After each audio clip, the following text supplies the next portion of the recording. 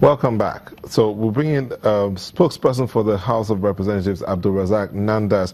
Now, we've had this conversation about pension not being paid, the bonds that are accrued bonds that are with the CBN, and then the fact that sometimes appropriations are made, but the monies released are much less than what was appropriated. For instance, in 2016, about 50.1 billion naira was appropriated for pensions, but only 18 billion was released.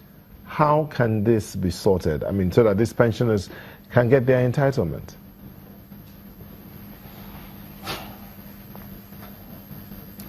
Thank you so much for this opportunity. First and foremost, I want us to know that pension is, well, let's look at Section 173 of the 1999 Constitution as amended. Pension is a right. It's not even a privilege. And everybody is entitled to pay his own pension. And it is in view of this that the House realized that there are so many pensioners that have not been paid. Just like the discussants down there have said, we realize that those who have contributed even before the Pension Reform Act of 2004, they have their own contribution scheme which have not been paid, totaling about 174 billion naira. And it is in view of this that we felt that there is need for us to invite the Ministers of Finance and Budget and Planning to come and tell us the real situation at hand. And they appeared before the National Assembly in the plenary and told us that the President has decided that both salaries and pension are number one on the agenda. And therefore that the President has actually put up a committee to see to it that this pension is cleared. And because we have 285 billion that has not been settled due to the contribution that people have made that is yet to be paid. And that is the reason for this backlog all the time. And we felt that there is need for us to do. That is why we have decided to invite them, and they told us the situation at hand, that the President has actually come forward to put up a committee, and anytime they reconcile the figures, they are going to ensure that it is, they will come back to us. Probably, if there is need for us to do something in the appropriation, now that the 2017 budget have not been passed, we could be able to put in. I must say that sadly enough, that it is just unfortunate that up to now, like in 2016, as you said, 50 billion was actually been appropriated. 18 billion was only released. And this 18 billion can only cater for people in 2004 and part of 2014 and part of 2015. It is true, like the senior citizen that told you there, 2016 people have not been paid completely.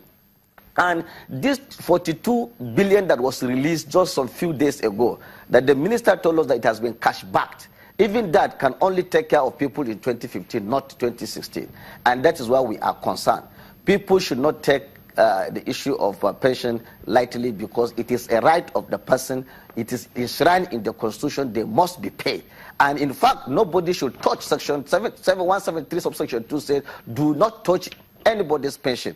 And we should be reviewing this pension every 5 years. As you review salary, you also review this pension. Sadly enough, again, when the salary was reviewed in 2010 and it was negotiated, 53 was agreed for the public service, 33% was agreed for the pensioners. But even this 33%, they still have a backlog of arrears, totally 174 billion, which have not been settled. So these are the issues. And it is because we have realized the importance of this that the House decided to summon these very important ministers to come and tell us the situation, including even the president of the pension union. I think they have given us their own commitment. We will just pray that and hope that, because we believe that the president will actually live up to his promise, and we will take it from there. Mr. Wayne,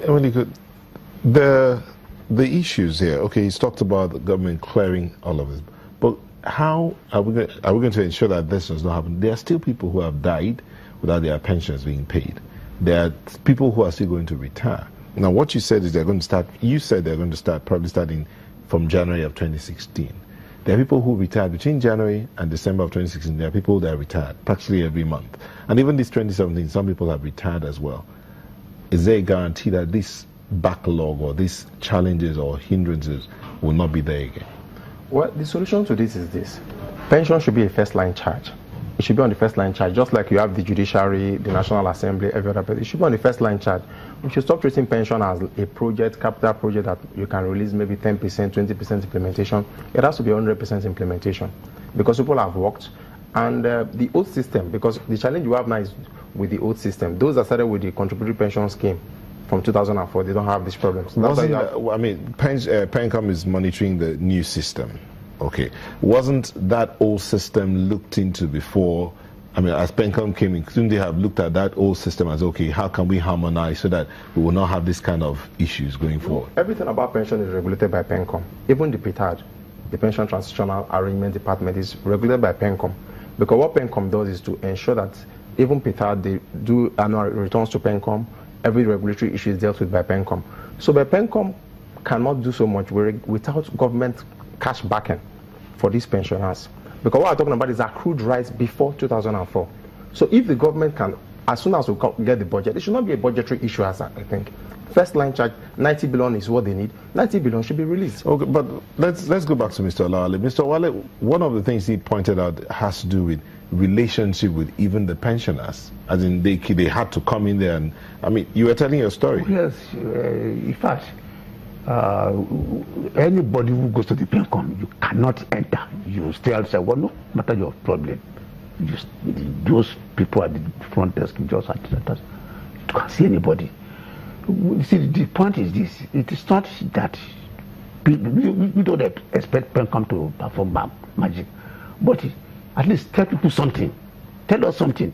Like the last time we went to PITAD with my cousin, remember the moment we got there, we were outside before we enter.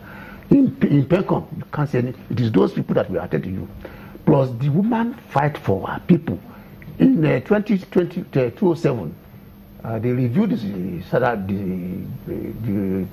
pensioners, the whole system. They were increased by 50%. In 2010, 33%. Those of us who retired under